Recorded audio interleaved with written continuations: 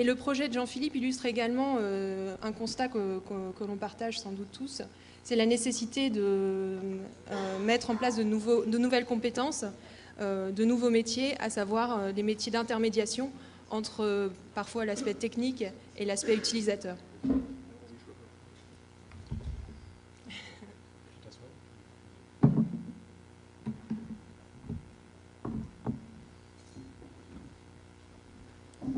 Le micro.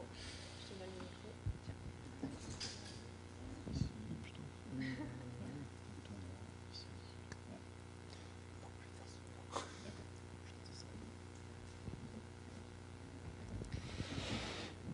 Mesdames, Messieurs, merci à vous déjà d'être présents au sein de cette journée d'été en Bretagne, et ce malgré la braderie. Bon, remarquez ça, voilà. Bon, mon projet en même temps c'est un peu une braderie, hein, parce que c'est pour coûter moins cher, enfin en tout cas c'est des choses qui sont censées coûter moins cher, et en tout cas c'est le principal objectif.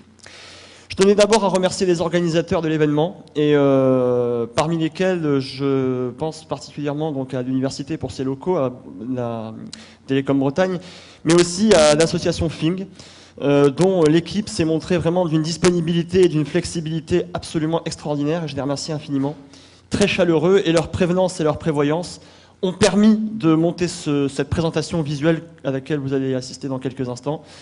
Et vraiment, Dieu sait si c'était pas gagné au départ. D'abord parce que, imaginez, un projet fait par un aveugle pour des publics finaux qui sont des aveugles. Bon, certes, le public intermédiaire ne l'est pas, mais enfin, le public final l'est. Donc, on pouvait se dire qu'a priori, c'était compliqué de monter un visuel, et pourtant, on l'a fait. Donc, merci infiniment à eux. L'objectif de cette présentation était de présenter le projet Accès Libre Info. Accès Libre Info, c'est un projet qui se décline de la manière suivante. Accessibilité, même en cas de cécité, à l'info. L'info, c'est quoi? C'est l'informatique, mais c'est aussi du coup l'information que ça véhicule. Et ce, de manière libre. Libre pourquoi? Libre par les logiciels utilisés. Libre aussi parce qu'on est autonome grâce au fait qu'on est formé. Et enfin libre parce que les logiciels utilisés sont gratuits, et du coup c'est beaucoup moins handicapant pour un handicapé. Et puis cette dimension européenne. C'est la raison pour laquelle le site internet se termine par une extension .europe. Et c'est aussi la raison pour laquelle Accès Libre Info, c'est la déclinaison qui fait qu'il n'y a pas d'S à accès. Ce projet vise à répondre à deux enjeux. D'une part, assurer une mission de service public, et d'autre part, réenclencher le lien social qui existe et le lien communautaire. Prenant acte du décalage croissant qui existe entre les dispositifs publics et les besoins et par rapport aux enjeux, il a décidé de monter une solution simple et orientée avant tout service. Le décalage s'exerce en effet de deux façons. D'abord au regard du numérique, de l'ère du numérique et des questions du handicap. Au niveau de l'ère du numérique, c'est la première présentation, on voit qu'aujourd'hui les choses et les rapports entre l'utilisateur et le numérique se sont considérablement complexifiés. Aujourd'hui, une interaction existe et nous n'y sommes toujours pas arrivés en matière d'accessibilité. Pourquoi ? Eh bien, tout simplement parce qu'aujourd'hui, on en est encore à la conception de dire qu'il y a un producteur qui produit pour tout le monde. Ce qui fait que, par exemple, récemment, la Finlande a demandé à ce qu'une table braille soit intégrée dans un logiciel, et comme le propriétaire n'a pas voulu le faire, eh bien, la table braille n'est toujours pas intégrée, ce qui pose des difficultés pour eux dans la lecture de leur écran d'ordinateur en braille. Ça fait une notion de verticalité, et comme le montre la frise, aujourd'hui on est dans une ère d'interactivité et d'horizontalité de la prise de décision, et c'est donc ça qui doit être promu par ce projet. Par ailleurs, la situation des aveugles est également très différente aujourd'hui. En effet, certes, ils ont des défis à leur portée. Les défis, c'est les défis du handicap et les défis physiques. Mais enfin, ce n'est pas non plus insurmontable, j'en suis la preuve. Je vous assure que ce n'est pas du tout insurmontable d'être aveugle aujourd'hui, poursuivant qu'on ait le matériel et qu'on ait un petit peu l'écoute des autres et qu'on puisse avancer. Les moyens, quant à eux, sont en baisse. Comme le montre le tableau, en effet, les moyens sont dits rationalisés depuis 2005. C'est vrai qu'ils sont rationalisés. Mais ils sont tellement rationalisés qu'aujourd'hui ils deviennent très difficiles d'accès pour la plupart des gens. Et aujourd'hui, ça pose de gros problèmes quand on voit, comme je l'explique sur la présentation, le coût du matériel et quand on voit les subventions qui sont soit disproportionnées, soit ou alors qui existent. Ne disons pas qu'elles n'existent pas, c'est faux, ce serait mentir. Mais qu'est-ce qu'elles mettent comme temps? Moi, j'ai vu des gens qui mettent 6 mois, 1 an. Et là, récemment, un exemple où on a expliqué que depuis 6 mois, il attendait et on lui accorde le matériel, oui, sous forme de prêt jusqu'à la fin de la terminale. C'est dommage, il venait de passer le bac. C'est ballot. On enchaîne. Alors face à ça, on se dit, bon, ok, il faut trouver des alternatives. Ça tombe bien, elles existent. Ouais, alors elles existent, mais comme vous le voyez sur ce premier schéma, elles sont relativement complexes. C'est vrai qu'elles sont très compliquées. On se retrouve avec plein de distributions, plein de choses, et faire des choix, c'est vraiment, vraiment très compliqué. Comment s'y repérer face à ça? Eh bien, on va demander de l'aide. Vous avez l'impression que le schéma d'aide est très clair, là? Un peu compliqué, on est d'accord. C'est très très complexe, et pour un utilisateur qui est déjà en train de dramatiser son handicap, très franchement, il a autre chose à faire qu'aller chercher sur les milliards de sphères des gens qui ne connaissent pas forcément la problématique et qui en plus, parfois, malheureusement, sont très gentils et d'autres fois le sont beaucoup moins. Donc c'est un petit peu délicat pour lui. C'est ce qui justifie que la solution que je crée est simple et basée avant tout sur le service. En effet, elle se base sur le partage d'expériences et elle a une orientation avant tout altruiste et concrète.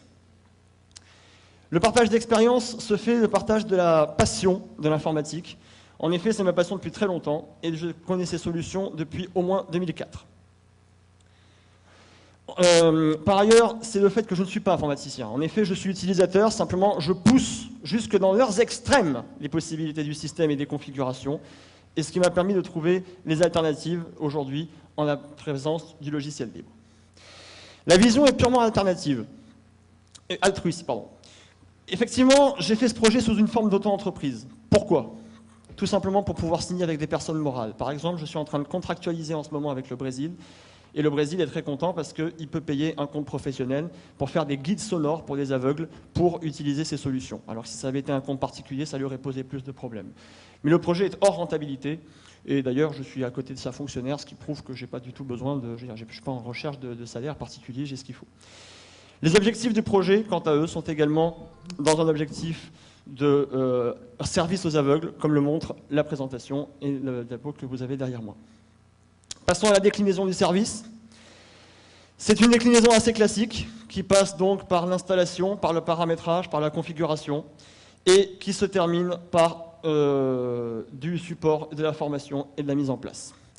Il y a également une prestation de consultation, parce qu'en effet, je peux constituer une interface avec la communauté et faire aussi du consulting autour de cette interface, autour de 3 objectifs qui consistent à me rendre un guichet unique entre la communauté d'une part et le reste d'autre part, les utilisateurs.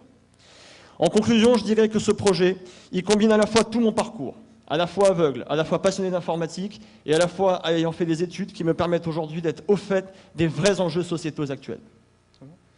C'est parce que, tout en embrassant l'informatique et l'économie entrepreneuriale, ce projet va beaucoup plus loin dans le service social, parce qu'il a un potentiel énorme, c'est parce qu'il me passionne, et c'est parce que je le tiendrai jusqu'au bout, que je suis aujourd'hui devant vous pour vous le présenter, vous expliquer que je le tiendrai obstinément, ceci quel que soit son statut, et jusqu'à ce que sa source, le libre, s'épuise. Autant vous dire que ce n'est pas encore fait.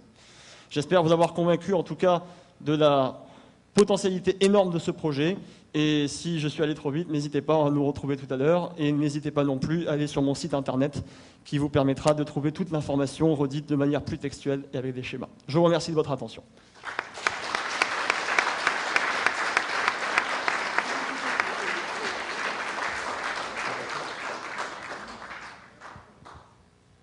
Merci Jean-Philippe. Donc la question usuelle des carrefours des possibles, que recherches-tu? Je vous avais dit que je ne demanderais pas de sous, je ne vais pas en demander maintenant. Non, toujours pas. Non, il n'y a pas de surprise même à la fin.